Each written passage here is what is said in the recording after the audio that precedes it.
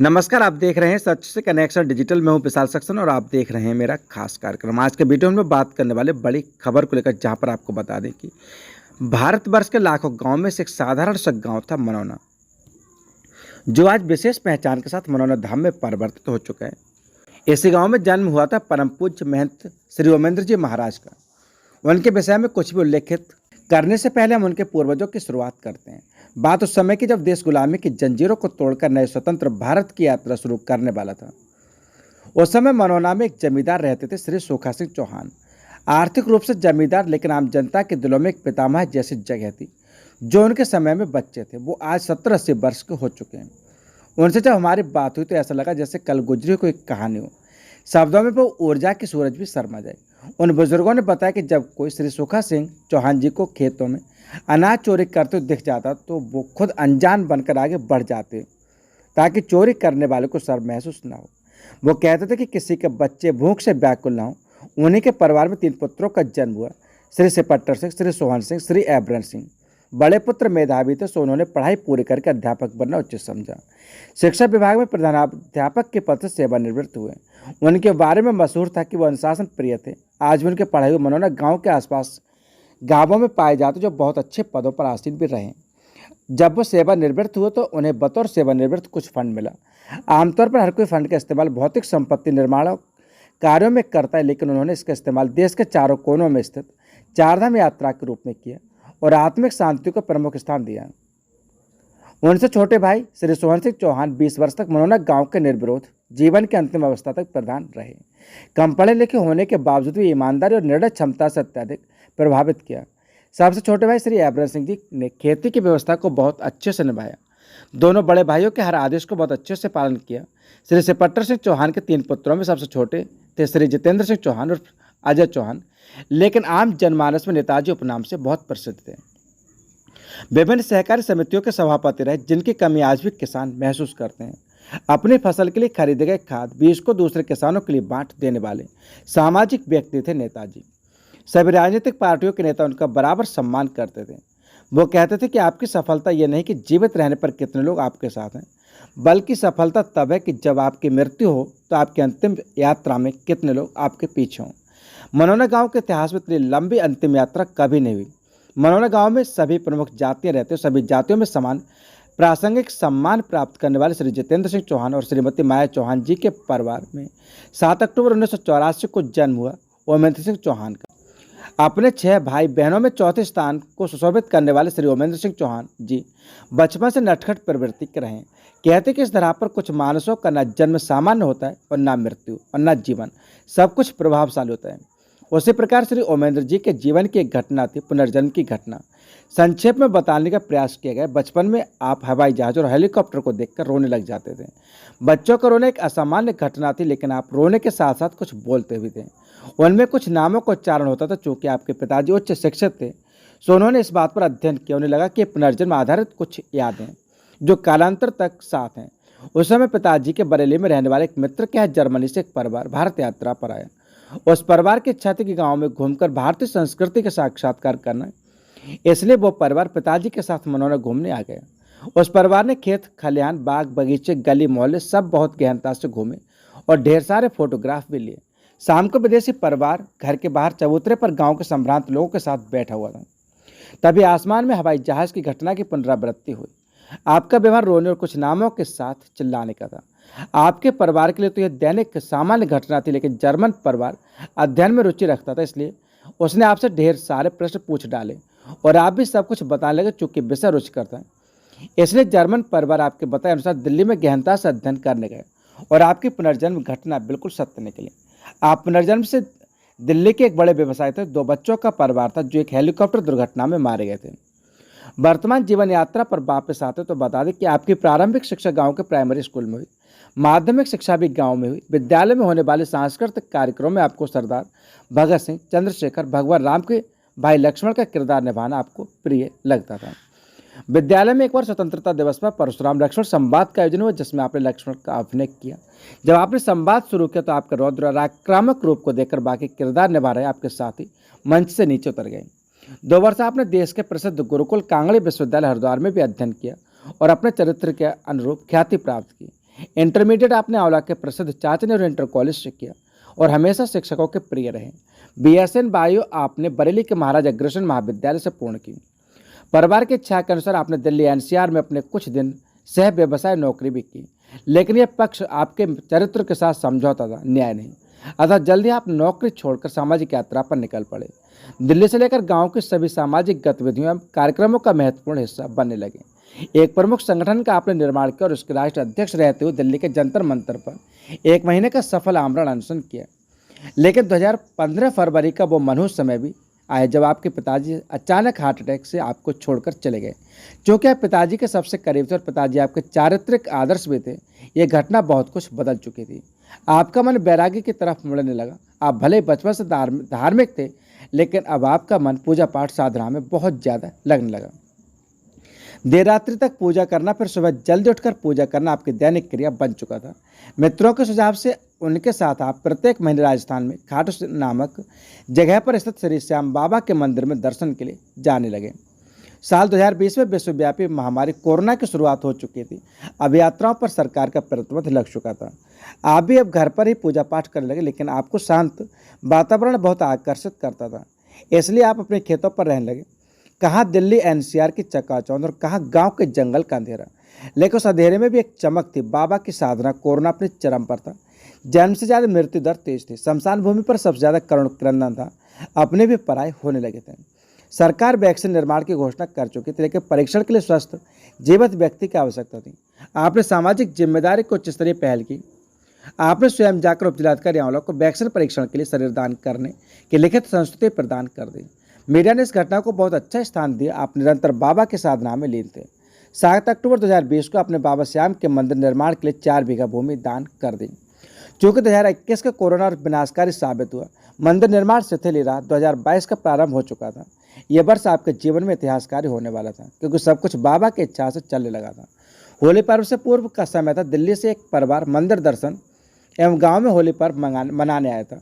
उनके साथ उनकी 5 वर्ष की बच्ची थी। सुबह आरती का समय था। उस समय लोग ज़्यादा नहीं थे, केवल 10 से 20 लोग जंगल में आरती के लिए आते थे।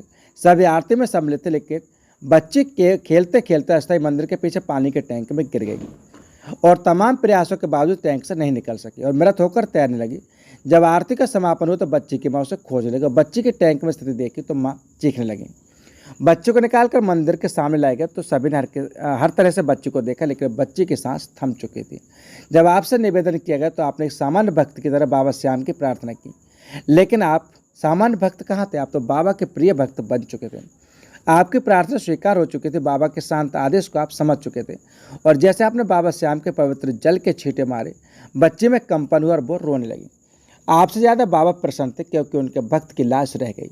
ईश्वरीय शक्ति तय कर चुकी थी कि ओमेंद्र सिंह चौहान अब महंत ओमेंद्र महाराज जी की कल्याणकारी यात्रा पर निकल चुके थे।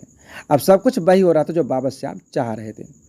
श्री श्याम जी मंदिर मनोधाम एक ऐसा धाम जिसने सूक्ष्म समय में देश दुनिया को अपनी आभा से सुशोभित किया। कहते कि संसार के निर्माण से लेकर वर्तमान समय तक संयोगों का महत्वपूर्ण स्थान रहा है, जिनका जवाब विज्ञान भी नहीं ढूंढ पाया और ढूंढ भी नहीं पाएगा। क्योंकि जब सब कुछ परमात्मा की इच्छानुसार होता है तो अतिशयोक्ति और किंतु परंतु का कोई स्थान नहीं होता। मनोधाम गांव में इतिहास से में जाने जाते हैं। भारत देश ऋषि मुनियों की भूमि है और पुरातन समय में उनके द्वारा हजारों वर्ष की तपस्या से आज का भारत विश्व में अग्रणी भूमिका निर्वहन कर रहा है। वर्तमान में बरेली जिला की आंवला तहसील सिर्फ 1 किलोमीटर की दूरी पर स्थित मनोरा गाँव हजारों लाखों साल पहले ऋषि मुनियों की तपोस्थली और कर्मस्थली था। यहाँ ऋषियों के आश्रम स्थित और आश्रमों में बाल्यकाल से वेद पुराणों अस्त्रों शास्त्रों आदि की शिक्षा प्रदान की जाती थी। पुरातन काल में स्थित मढ़ियों के अवशेष आज भी गाँव में मुनियों से अभ्रंश होकर गांव का ही नाम मनोना पड़ा। इतिहास के बारे में एक बात सर्वविदित है कि इतिहास एक समयांतराल पर खुद को दोहराता है। उसी का परिणाम आज का मनोना धाम है। बाबा श्याम की जन्मस्थली इस विषय में साक्ष्य के तौर पर इतिहास है। बाबा श्याम का पूर्व नाम बर्बरिक है। उनके पिता का नाम घटोत्कच है। घटोत्कच पांडवों में द्वितीय महाबली भीम के पुत्र हैं। महाभारत के समय वनगमन के दौरान पांडव समस्त परिवार के साथ मनोना क्षेत्र से गुजरे थे। मनोना से 10 किलोमीटर की दूरी पर है क्षेत्र रामनगर में एक विशाल टीले पर भीम का गदा आज भी मौजूद है, जहां पुराना किला भी स्थित है। महाभारत में एक घटना है कि जिसमें यक्ष द्वारा युधिष्ठिर से धर्मज्ञान संबंधित प्रश्न पूछे गए थे। वो प्रश्न जिस झील के किनारे पूछे गए थे जहाँ पांडव मूर्छित हो गए थे, वो जगह झील के रूप में आज भी क्षेत्र से आगे 12 किलोमीटर दूर लीलोर नामक पुरातन इतिहास में वर्तमान इतिहास में वापस आते और वर्तमान मनोना गांव के मनोना धाम बनने की रोचक यात्रा से परिचय कराते हैं। बात सन 2020 के, जब साल की शुरुआत से ही भारत के साथ संपूर्ण विश्व महाविनाशकारी कोरोना की चपेट में आ चुका था और बंदिशों में यह बात प्रथम थी कि कोई घर से बाहर नहीं निकलेगा। इस बात का पूर्णतः पालन करते हुए पूज्य महंत ओमेंद्र महाराज जी ने जंगल में स्थित अपने खेतों को अपना घर बना लिया। चूंकि महंत जी बचपन से एकांतवास पसंद करते थे, इसलिए उन्हें जंगल में रहना और भी आनंददायक लगने लगा। महंत जी महाराज बाबा श्याम के अनन्य भक्त तो थे ही, सो उन्होंने खेत में नीम के पेड़ के नीचे बाबा श्याम की पूजा साधना प्रारंभ कर दी। पूज्य महंत जी सरल पूजा पद्धति के समर्थक हैं। उसी प्रकार दिन रात एकांत में पूजा साधना करने लगे और मन ही मन बार बार प्रार्थना करते रहते थे कि बाबा श्याम, अब आप यहाँ आओ, मैं आपका एक भव्य मंदिर बनाऊंगा और अब मैं कहीं नहीं जाऊंगा। जैसे बाबा श्याम तो प्रतीक्षा कर रहे थे कि उनका कोई सच्चा सरल भक्त उन्हें पुकारे। बाबा श्याम की प्रेरणा, आदेश एवं ऋषि मुनियों के आशीर्वाद से पूज्य महंत जी महाराज ने उस समय 4 बीघा भूमि मंदिर निर्माण के लिए दान कर दी और भूमि पूजन के लिए 7 अक्टूबर 2020 की दिनांक तय कर दी। निश्चित दिनांक को केवल 8 से 10 लोगों ने भूमि पूजन किया, क्योंकि कोरोना की वजह से अधिक लोगों को आमंत्रित नहीं किया गया। क्योंकि 2021 में कोरोना और भी ज़्यादा विनाशकारी साबित हुआ। 2021 के अंत में मंदिर निर्माण ने गति पकड़ी और बाबा श्याम की असीम कृपा और श्याम भक्तों के असीम सहयोग से श्री श्याम जी मंदिर मनोरम धाम में मंदिर निर्माण में सभी आवश्यक जन सुविधाओं के निर्माण में स्थापना की अनवरत प्रक्रिया वर्तमान समय में सफलतापूर्वक चल रही है। मंदिर निर्माण की समस्त गतिविधियों को अक्टूबर 2023 तक पूर्ण कर लिया जाएगा। भक्तों की अधिक संख्या को देखते हुए प्रारंभ में एक छोटे से कक्ष में बाबा श्याम की मूर्ति स्थापित कर दी गई थी, जहां से बाबा श्याम की कृपा निरंतर भक्तों को लाभान्वित कर रही है। पूज्य महंत जी महाराज आज भी 16 से 18 घंटे कार्य से लेकर भक्तों की समस्याओं को सुनकर उनके लिए बाबा श्याम से प्रार्थना करते हैं। कलयुग में प्रमुख देव बाबा श्याम की कृपा और महंत जी महाराज के प्रयासों ने मनोना धाम के रूप में हिंदुत्व को मजबूती प्रदान की है। सनातन की जड़ों को पोषित करने का कार्य मनोना धाम का प्रमुख उद्देश्य। वर्तमान सरकार का सहयोग समय समय पर मिलना कार्य करने के लिए उचित वातावरण निर्माण में बहुत सहायक है। मनोना धाम के कण कण में और क्षण क्षण में बाबा का विद्यमान होना हम सबके असली पूंजी है। हिंदुत्व और सनातन की सरलता से परिचित होने के लिए आप भी मनोना धाम आइए और बाबा श्याम की कृपा और पूज्य महंत जी महाराज के आशीर्वाद से लाभान्वित होइए। जय श्री श्याम, जय मनोना धाम, जय हो महंत जी महाराज।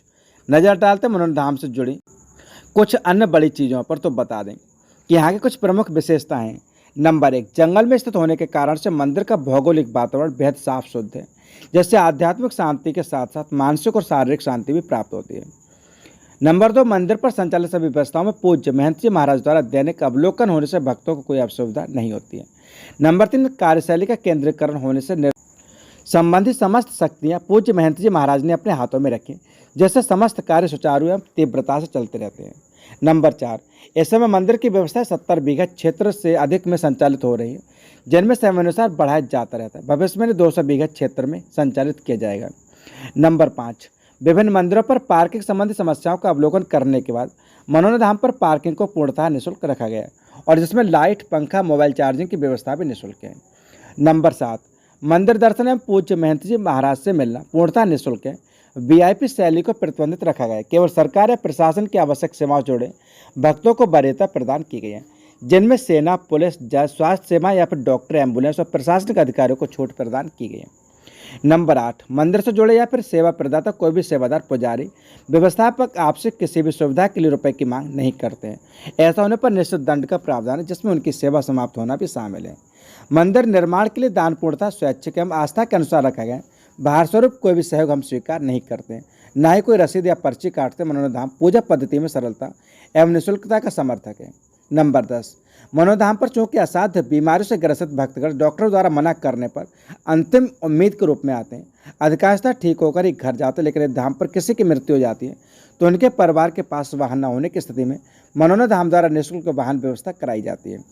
नंबर 11, विद्युत व्यवस्था को सुदृढ़ रखने के लिए सरकारी विद्युत के अतिरिक्त 125 केवीए के जनरेटर की व्यवस्था की गई, जिससे 24 घंटे निर्बाध आपूर्ति प्राप्त होती है। नंबर 12, सुरक्षा व्यवस्था में पुलिस सहयोग के अतिरिक्त निजी सुरक्षा व्यवस्था भी रहती है, जिसमें रात भर 1 किलोमीटर क्षेत्र में पेट्रोलिंग की जाती है। नंबर 13, अधिकतर मंदिरों पर व्याप्त जातिवाद पर सामाजिक कटाक्ष होता रहता है। पूज्य महंत जी महाराज ने इस व्यवस्था में बहुत सुधार किया है। सभी जातियों के सेवादार मंदिर व्यवस्था में जुड़े हुए हैं, जिससे हिंदुत्व को एक सूत्र में बांधा जा सके। सभी आपसी प्रेम भाव से साथ रहते हैं। नंबर 14, मनोरम धाम पर सभी सेवादार स्वयं के पास उपलब्ध समयानुसार सेवा करते हैं, उन्हें सेवा देने के लिए बाध्य नहीं किया जाता है। नंबर 15 है, मनोरम धाम पर आवागमन की आसान सुविधाएं। रेलवे स्टेशन से दूरी 5 किलोमीटर, रोडवे से दूरी सिर्फ 2 किलोमीटर और मंदिर तक खड़ंजे की व्यवस्था जिससे शासनिक सहयोग से डामर रोड भी किया जा चुका है और अब व्यवस्था काफ़ी अच्छी हो चुकी है, जहाँ पर मंदिर को भी आप बेहतरीन लुक में देख सकते हैं, जैसा कि इन तस्वीरों में आपको दिखा रहे हैं। तो कैसा लगा आपको ये वीडियो? पसंद आए तो चैनल को सब्सक्राइब करें, वीडियो को लाइक करें। धन्यवाद। जय श्री श्याम, जय मनोरम धाम, जय परम पूज्य महंत जी महाराज।